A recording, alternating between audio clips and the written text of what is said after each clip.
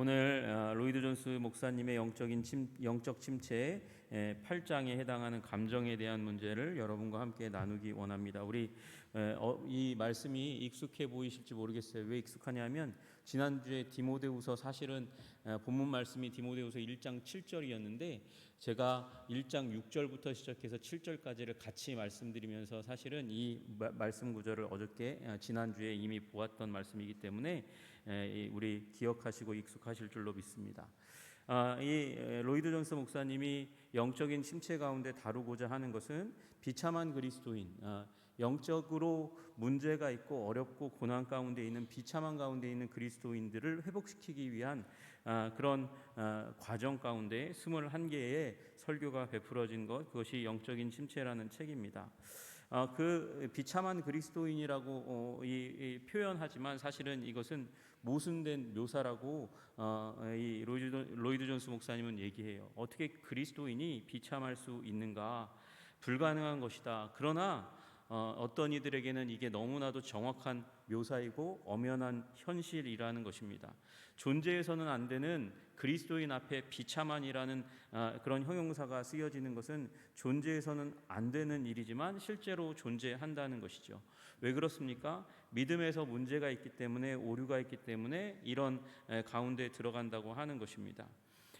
우리 그리스도인들은 항상 노래하고 개종한 이후에 예수님을 구주여 주님으로 믿고 마음 가운데 모신 이후에 영혼의 표면 위에는 잔물결조차 일어나서는 안 되고 만사 형통해야 한다고 그렇게 얘기하면서 비참한 그리스도인은 결코 있을 수 없다고 이야기하는 사람들이 있어요.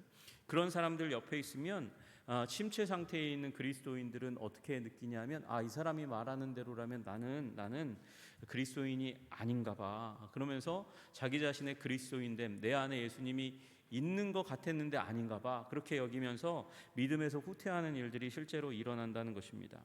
물론 영적인 침체가 비참한 그리스도인이 정당한 것도 아니고 당연한 것도 아니지만 그러나 실제 하고 있고, 그리고 성경은 이런 침체, 영적인 침체의 가능성을 인정하고 있고 해답을 제시하고 있고, 심지어는 로이드 존스 목사님 표현에 따르면 성경은 이런 사람들, 영적인 침체 가운데 있는 사람들에 대해서 매우 친절하다고 그렇게 이야기하고 있는 거예요.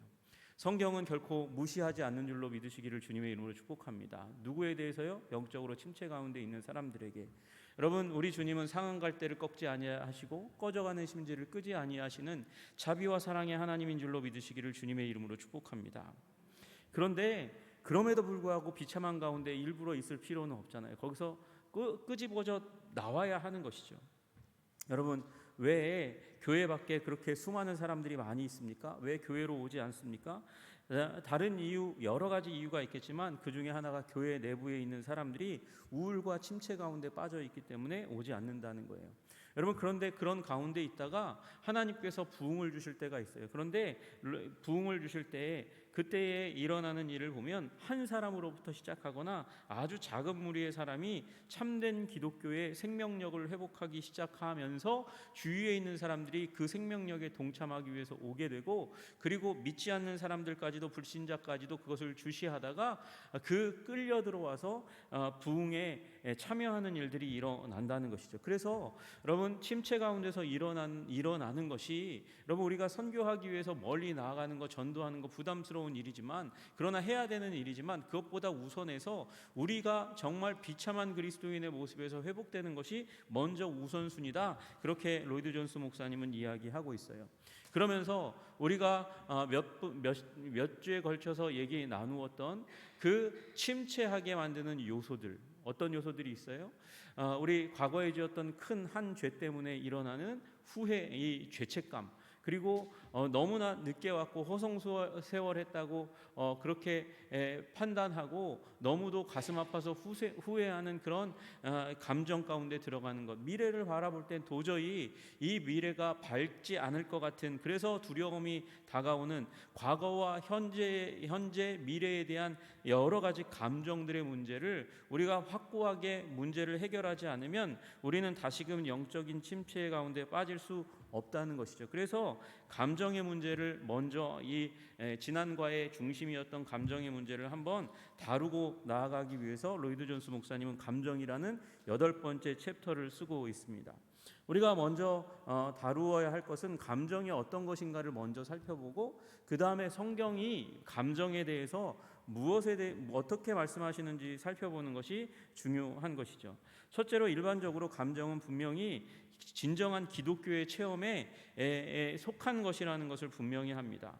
여러분, 감정은 우리 믿는 사람이라면, 정말 그리스도인이라면 감정적인 부분에 있어서 굉장히 분명한 하나님의 은혜가 있는 줄로 믿으시기를 주님의 이름으로 축복합니다.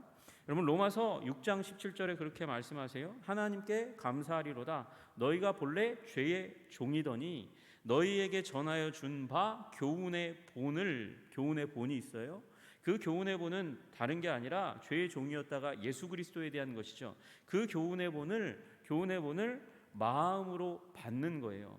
교훈의 본이 오면 머리로 이해하게 되죠. 그 다음에 마음으로 받죠. 교훈의 본을 마음으로 받아서 그 다음에 순종하는 거예요. 그러니까 지적인 영역이 먼저 발동하고 그 다음에 마음이 감동이 되고 그 다음에 의지적인 삶의 변화의 자리로 나아가게 되는 것이죠.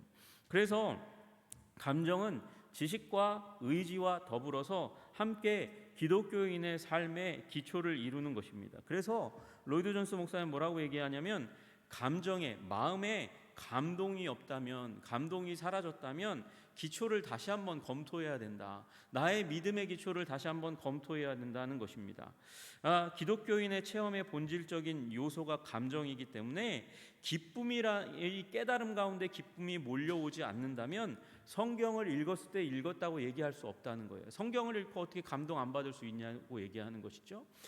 그래서 기쁨이라는 감정이 우리 심령 가운데 몰려오기까지 하나님의 말씀에 나아가야 한다. 하나님의 지식에 몰두해야 된다. 그렇게 말씀하시는 것이죠. 그래서 감정은 중요한 것이다라는 것이죠. 그러나 그럼에도 불구하고 감정은 만들어낼 수 있는 것이 아니라는 것입니다.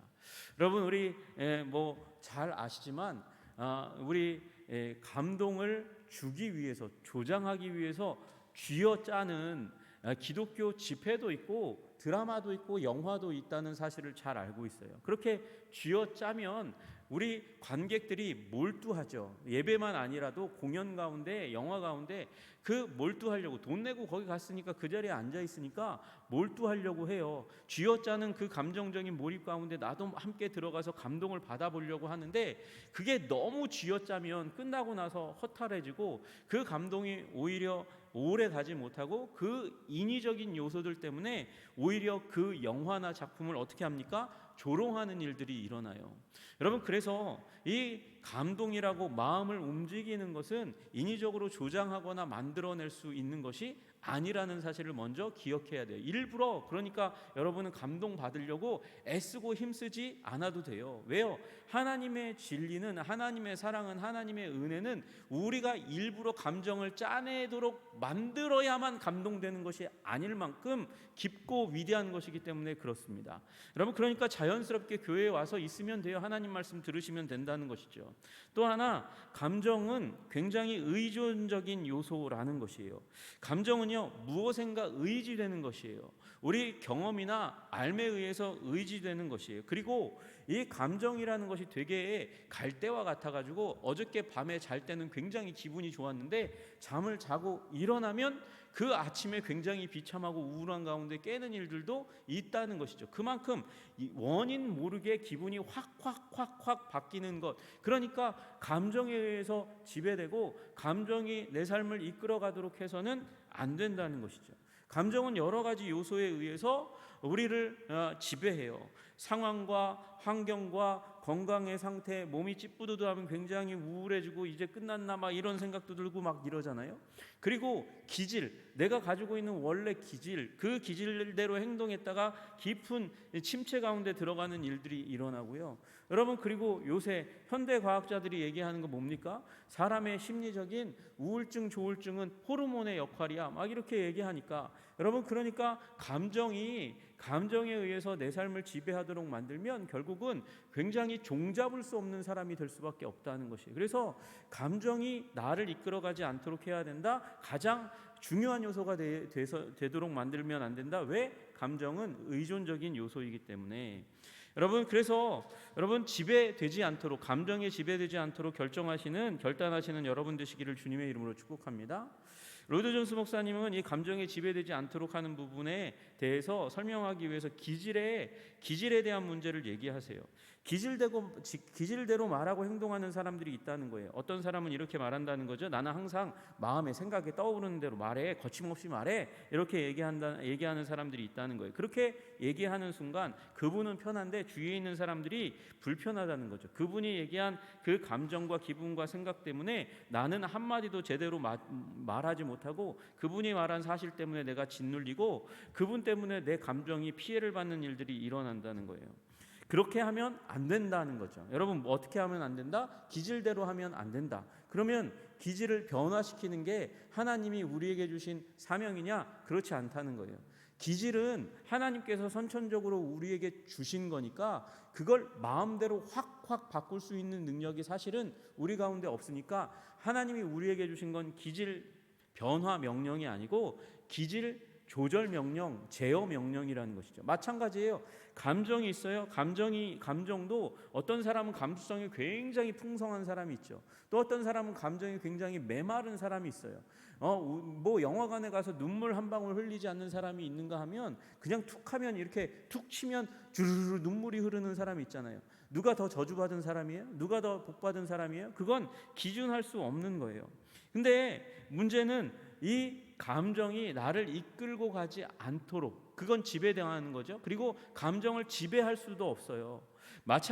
그러나 감정을 우리는 조절할 수 있어야 된다는 것이죠. 둘 다 하나님이 주신 선물이지만 타락으로 말미암아, 죄로 말미암아 그 하나님이 주신 선물이 제 위치를, 트랙을 이탈했어요. 죄로 말미암아, 우리 타락으로 말미암아. 그러니까 집 나간 우리의 기질과 그리고 감정을 끌어다가 제자리에 붙들어두는 그런 하나님께서 우리에게 주시는 관리 명령을 따라서 감정을 관리해야 한다는 것입니다. 그래서 나쁜 기분 그대로 두면 어떻게 됩니까? 나쁜 기분 그대로 두면 사울이 되는 거예요. 사울이 기분 나쁘니까 어떻게 합니까? 노래해 줄 때는 잠깐 바뀌어졌어요. 다윗이 노래해 줄 때는.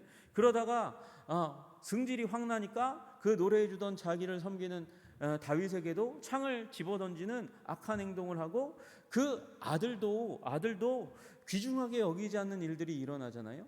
여러분, 다윗만큼 구약 성경 가운데서 고난과 환난을 만난 사람이 어디 있겠습니까? 그러나 다윗은 그 어려운 상황과 환경 가운데 악기를 꺼내서 타면서 하나님을 찬양하는 일을 하잖아요. 여러분, 그게 중요한 거예요. 감정이 이 곤두박질치고 우울감 가운데 처박힐 때, 그때 그걸 딱 끊어내고 감정을 변화시키려고 하는, 관리하려고 하는 결단을 삶으로 표현하는 사람이 위대한 사람이라는 것이죠. 여러분, 또 하나 특별한 감정적인 체험이 아예 없는 사람은 없어요. 어떤 사람은 눈물을 철철 흘리고, 어떤 사람은 가슴을 치고, 어떤 사람은 가슴 아파하고, 어떤 사람은 기뻐하는 사람이 있죠.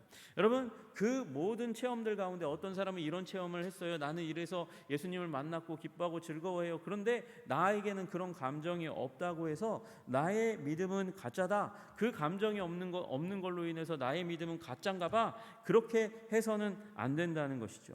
여러분, 감정이나 경험의 여부가 믿음의, 그리스도인됨의 충분한 근거가 아니에요. 그런데 마치 그것이 그 감정이 꼭 필요한 것처럼 얘기하는 사람의 얘기를 듣고, 그 감정이 나한테 없네, 어떡하지?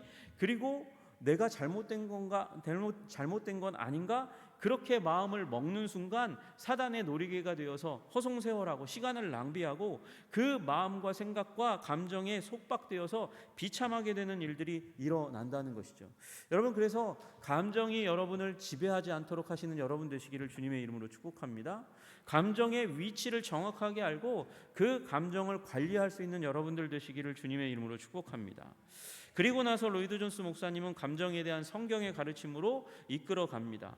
첫 번째 문제를 먼저 해결합니다. 침체, 곧 기쁨의 감정을 잃는데 명확한 원인을 찾아봐라. 사실은 감정은 로이드 존스 목사님이 여기 앞에서 설명할 때는 감정이 확 바뀌는 데는 너무나 많은 요소들이 있다고 얘기해요. 그래서 감정은 믿을 게 못 된다고 얘기해 놓고는 지금 감정의 기쁨을 잃어버리는데 혹시 명확한 원인이 있는지 없는지를 확인하라고 얘기하는 거예요. 여러분, 이 명확한 원인으로 로이드 존스 목사님이 제시하는 건 뭐냐면 죄입니다. 죄가 있으면 반드시 영적인 침체에 빠질 수밖에 없기 때문에 영적인 침체의 문제를 진단할 때 가장 우선순위는 죄의 여부라는 것이에요. 여러분, 우리 잠언 13장 15절에 말씀하십니다. 사악한 자의 길은 험하니라. 사악한 자의 길은 험하니까 그 길을 걸어가면 험한 길 걸어가는 사람이 기쁘고 즐겁고 행복할 수 있겠어요? 그러니까 이 문제를 먼저 해결하라는 것이죠.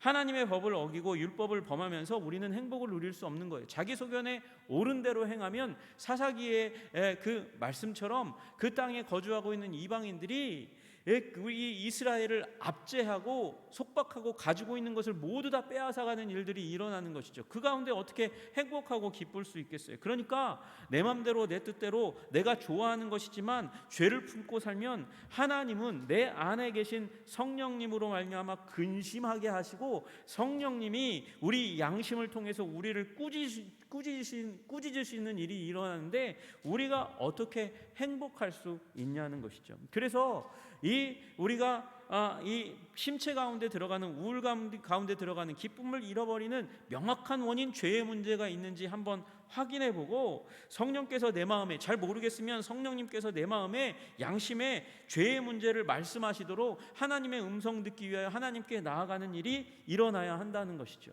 혹시 죄 때문이 아닌가라는 의혹을 해소하기 위해서 회개의 자리 가운데 먼저 무릎 꿇고 나아가는 것이 중요하고, 주님께서 말씀하시면 그러면 말씀하신 약속을 따라서 회개해야 한다는 것이죠. 만일 우리가 우리 죄를 자백하면 그는 미쁘시고 의로우사 우리 죄를 사하시며 우리를 모든 불의에서 깨끗하게 하실 것이요, 그 죄에도 불구하고 범죄에도 불구하고 예수 그리스도의 피의 공로에 의지해서 사죄의 은총을 구하면 용서받게 되는 일이 있게 되는 줄로 믿습니다.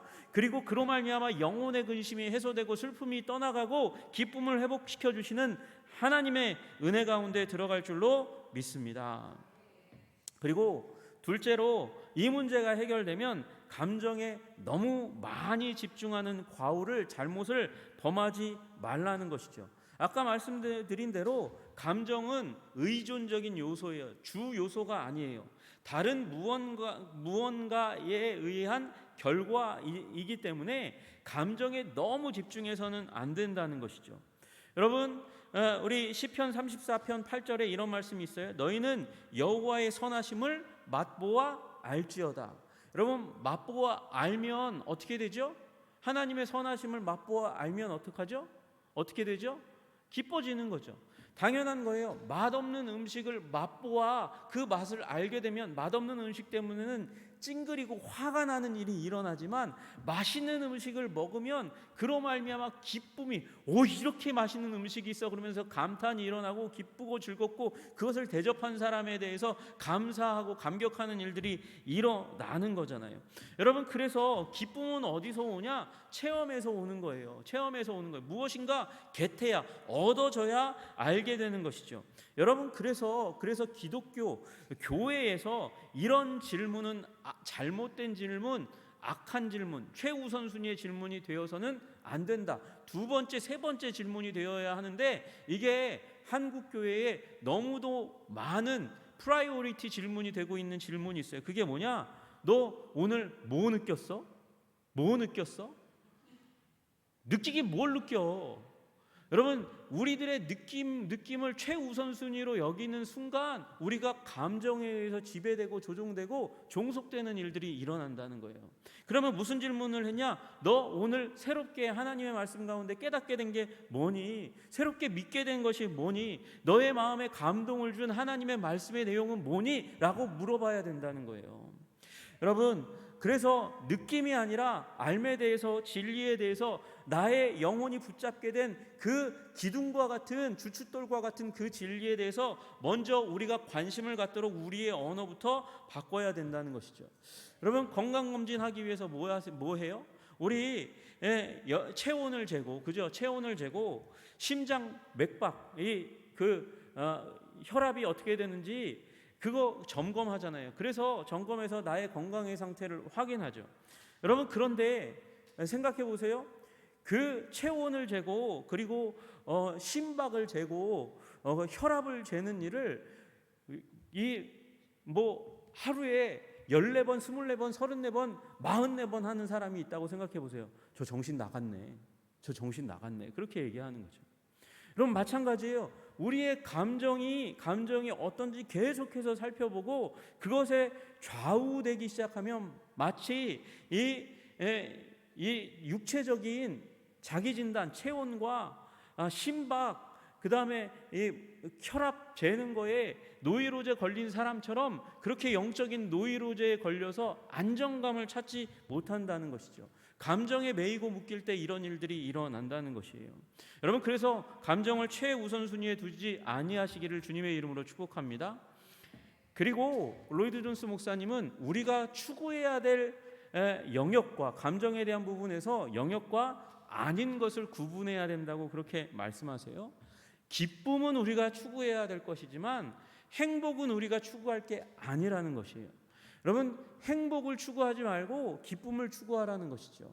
행복은 조건에 의한 것이에요. 여건에 의한 것이에요. 그러나 기쁨은 내가 선택할 수 있는 것이에요. 그래서 행복이 아니라 기쁨을 선택하라는 것이죠. 빌립보서 4장 4절에 우리에게 말씀하시죠. 주 안에서 항상 기뻐하라. 내가 말하노니 기뻐하라. 항상 기뻐하라고 말씀하세요. 그런데 성경 어디에도 주 안에서 항상 행복하라, 내가 다시 말하노니 행복하라, 그렇게 말씀하지 않는다는 거죠. 여러분, 사도 바울이 자기 자신에 대해서 설명하는 그 말씀의 구절이 고린도후서 4장에 나와 있어요. 그가 이렇게 얘기합니다. 우리가 사방으로 우겨쌈을 당하여도 쌓이지 아니하며 답답한 일을 당하여도 낙심하지 아니하며 박해를 받아도 버림받지 아니하며 거꾸러뜨림을 당하여도 망하지 아니하고, 이렇게 얘기해요. 바울에게 무엇이 있었어요? 우겨쌈이 있었어요. 답답한 일이 있었어요. 박해가 있었어요. 거꾸러뜨림이 있었어요. 여러분, 그 가운데서 행복한 게 가능할까요? 바울은요, 행복한 사람은 아니었을지 몰라요. 사방에서 괴롭히는 일들이 가득한데 어떻게 행복할 수 있겠어요? 그러나 빌립보서의 주제가 무엇입니까? 기뻐하라는 거예요. 감옥 가운데 있는 바울이 감옥 밖에 있는 믿음의 사람들에게 기뻐하십시오, 빌립보 교인들에게 기뻐하십시오, 그렇게 외치지 않습니까? 여러분, 그러니까 여건과 상황과 문제와 환난과 고난 가운데서도 나는 기쁨을 선택할 수 있는 거예요. 여러분, 감정의 문제, 그것은 선택의 문제라는 것이죠. 여러분, 우리 환경과 문제로 말미암아 우리가 확보할 수 없는 행복을 추구하는 자가 아니라 하나님께서 주시는 그 은혜 가운데서 우리가 선택할 수 있는 기쁨을 추구하시는 여러분 되시기를 주님의 이름으로 축복합니다. 여러분, 그런데 오늘 본문 가운데 불 일듯 하나님의 은사가 일어나기를 원한다, 그렇게 사도 바울이 얘기하잖아요. 여기서 얘기하는 은사는 방언, 통변, 병 고침의 은사, 가르침의 은사, 이런 은사를 얘기하는 게 아니라 하나님의 선물, 하나님이 주신 모든 것들에 대해서 말씀하시는 거거든요. 그러니까 디모데야, 너의 심령 가운데 있는 하나님이 주신 온갖 좋은 것들이, 이 모든 것은 우리의 구원을 위해서 하나님께서 우리에게 베푸는 건데, 그것이 너의 마음 가운데 걱정과 근심 때문에, 디모데가 걱정과 근심 때문에 지금 잠자고 있다, 불이 꺼져 있다, 그걸 불일 듯 일으켜라, 그렇게 얘기하는 거예요. 여러분, 디모데가 왜 믿음의 사람인데, 사도 바울의 이 수제자인데, 그의 지도를 받았던 사람인데 왜 영적인 침체 가운데 있습니까? 그가 기질적으로 두려움이 많은 사람이에요. 걱정이 많은 사람이에요. 근심이 많은 사람이에요. 그러니까 바울의 일로 말미암아서 바울이 감옥에 갇혀 있고 고난받고, 그리고 자기에게 부여된 책임이 너무도 크고 교회에 대한 걱정이 있으니까 근심 가운데 있어요. 근심 가운데 있는데, 그 하나님이 주신 선물을, 그 구원에 대한 선물을 불일듯 일으켜라. 그래야 네가 그 근심을, 그 두려움을, 걱정을 다 물리치지. 그런데 그걸 이루기 위해서, 불일듯 일으키기 위해서 사도 바울은 지금 디모데에게 무엇을 주문하는가? 여러분, 거기 그 자리에 밑줄을 치셔야 돼요. 1장 6절의 마지막 부분에 너로 생각나게 하노니, 너로 생각나게 하노니, 너 생각하라는 거예요. 기억하라는 거예요. 너로 내가 안수할 때 너의 속에 하나님께서 두셨던 그 은사를 불러 일으키기 위해서, 불타오르도록 하기 위해서 너 기억해야 돼 라고 이야기하고 있는 것이죠. 여러분, 그래서 우리는 생각의 훈련을 하나님 앞에 말씀으로 드려야 되는 존재인 줄로 믿으시기를 주님의 이름으로 축복합니다. 여러분, 그래서 영적인 권세를 가지고 진리를 생각해내고, 그 진리를 내 안에 있는 나 자신에게 권세 있게 선포하는 일들이 일어나야 한다는 것이죠. 야, 내 안에 있는 나의 영혼아, 너는 지배되지 말지어다. 불쾌감에 지배되지 말고, 두려움에 지배되지 말고, 감정에 지배되지 말고 극복할지어다. 그렇게 선포하고 명령하는 자가 되어야 된다고 말씀하시는 것입니다. 여러분, 제가 지난번에 말씀드렸던, 이미 이 로이드 존스가 말씀 가운데 첫 번째로 말씀했던 말씀이 시편 42편 5절 11절 말씀이잖아요. 내 영혼아, 내가 어찌하여 낙심하며 어찌하여 내 속에서 불안하여 하는가? 너는 하나님께 소망을 두라. 불안이라는 감정에 매이지 않고 하나님을 바라보고, 하나님을 바라봄으로 말미암아 소망을 회복하는 일이 일어나야 된다고 그렇게 이야기하는 것이죠. 여러분, 영혼에게 명령 내리시는 여러분 되시기를 주님의 이름으로 축복합니다. 불쾌감에 의해서 다스림 받으면 비참하게 됩니다. 그러나 뿌리쳐 떨쳐 일어나면 침체와 비참함이 우리 삶 가운데 떠나가고 회복되고 아름답게 되는 은혜가 임할 줄로 믿으시기를 주님의 이름으로 축복합니다. 여러분, 성경은 단 한 번도 감정에 의해서 구원받았다고 말씀하시는 구절이 단 한 번도 나오지 않아요.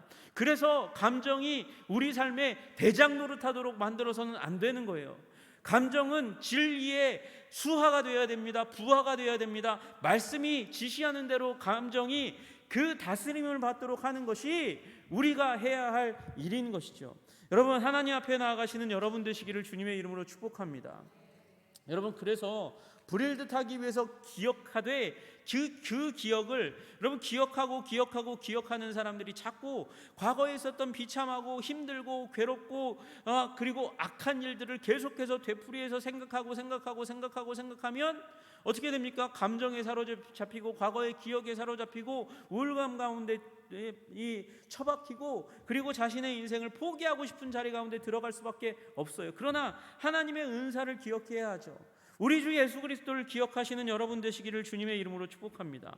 마귀가 우리 마음 가운데, 사단이 우리 마음 가운데 비참함을 심어준다 할 때, 감동이 없으니 너는 가짜 기독교인이다 그렇게 얘기하려 할 때에, 내가 느끼지 못했어도, 내가 체험하지 않았어도 나는 성경을 믿는다, 나는 하나님의 말씀이 진리임을 믿고 하나님의 말씀의 주인공인 예수님이 참임을 믿는다, 나는 말씀에 예수 그리스도께 나의 영혼을 맡긴다 그렇게 선언할 때에 우리 삶 가운데, 우리 마음 가운데, 감정 가운데 진정한 회복이 일어날 줄로 믿으시기를 주님의 이름으로 축복합니다. 여러분, 진리를 믿는 믿음을 맨 앞자리에 놓아야 돼요. 그래야 감정이 뒤따라옵니다. 여러분, 빛의 자녀, 그 빛의 자녀가 어둠 속을 걷는다, 이게 말이 안 되는 것처럼 보여요. 그러나 어떤 때에 하나님의 자녀도 어둠 속을 걸어가죠. 계속 어둠이에요. 그러나 주저하지 않고 그 자리에 앉아 있으면, 그러나 계속 어둠 가운데 있지만 그 어둠 가운데 있더라도 주저하지 않고 자신을 일으켜, 불쌍히 여기지 않고 일으켜 어둠 속을 계속해서 걸어갈 때, 빛이 보이지 않아도 저 먹구름 저 너머에 빛이 있고 그 빛을 주시는 하나님의 돌보심과 사랑과 은혜가 있다는 사실을 믿고 빛이 보이지 않아도 계속해서 걸어가면 어느 순간 하나님께서 맑은 날을 우리 가운데 허락해 주실 줄로 믿으시기를 주님의 이름으로 축복합니다. 여러분, 그래서 우울감 가운데 패배해서 앉아있지 말고 일어나 가야 하는 거예요. 가야 하는 것이죠. 여러분, 그래서 감정에 의해서 지배되지 않고 하나님의 말씀의 주인이신 하나님께 사로잡히시는 여러분 되시기를 주님의 이름으로 축복합니다. 로이드 존스 목사님은 이 8장의 맨 마지막에 이렇게 얘기합니다. 최고의 기쁨, 묘사할 수 없는 행복을 체험하기를 원한다면 유일한 길이 있다. 예수님을 찾으라고, 예수님께 시선을 두라고 이야기하고 있는 거예요. 감정에 정복되어서 주저앉아 자신을 불쌍하게 여기면, 그래서 그 어떤 노력도 하지 않으면 그러면 끝나는 거라는 거예요. 하나님이 주신 은혜가 있는데 비참한 가운데 있는 거라는 거죠. 그러나 하나님의 얼굴을 구하면 달라지기 시작한다는 거예요. 누군가 어린아이의 장난감을 가져다가 빼앗고 그리고 부숴 던지면 그 아이가 어떻게 합니까? 그냥 그 자리에 주저앉아 있습니까? 벌떡 일어나서 그 선물을 주었던 어머니 아버지에게 달려가서 저 장난감이 망가졌어요, 저 사람이 고장냈어요, 그러면서 그 품에 달려가듯이 하나님 앞에 달려가서 주님, 나의 인생이 망가졌습니다, 내 감정이 망가져 있습니다, 비참합니다, 괴롭습니다, 주님 도와주세요, 그러고 주님 품 안으로 달려가면 주님께서 우리를 안아주시고 회복시켜 주실 줄로 믿으시기를 주님의 이름으로 축복합니다. 여러분, 우리 심령의 중앙 성소에 마땅히 두기에 합당한 것은 감정이 아닌 거예요. 비참하게 들 수 있는 감정이 아니라 영광의 주님, 십자가에 우리를 사랑하사 우리를 위하여 달려 죽으신 예수 그리스도, 그분을 우리의 중앙 성소에 두고 그분을 바라보고 묵상하고 그분이 가르쳐 주신 말씀에 집중할 때 주님께서 우리의 인생을 이끌어 가실 줄로 믿으시기를 주님의 이름으로 축복합니다. 기쁨을 회복시켜 주실 줄로 믿습니다. 그리고 그 기쁨을 누리다가 어느 순간 보면 우리 세상 사람들도 그렇게 바라고 구하고 소망하는 행복까지도 우리의 삶 가운데 임하게 되는 날을 보게 될 거라고 이야기하는 것이에요. 여러분, 복음은 안정감과 능력이 있습니다. 여러분, 그 복음 가운데 기뻐하시고 그 기쁨을 따라가다가 하나님이 주시는 진정한 보화를 발견하시는 행복감 가운데 젖어 하나님을 찬양하시는 주의 백성 다 되시기를 주님의 이름으로 축복합니다. 기도하겠습니다. 하나님 아버지, 우리 감정의 노예가 되지 않도록 주님 도와주시옵소서. 하나님, 오직 감정이 하나님의 말씀 진리에 지배받고 아버지 통치되고, 그래서 내가 하나님 감정의 노예가 되는 것이 아니라 하나님의 말씀에 종되어 기쁨과 충만으로 가득 차 이 한 생애를 하나님께 드리는 산제사로 세상 가운데 선교적 도구로 아름답게 쓰임받을 수 있도록 주님 우리를 도와주시옵소서. 예수님 이름 받들어 기도드리옵나이다. 아멘.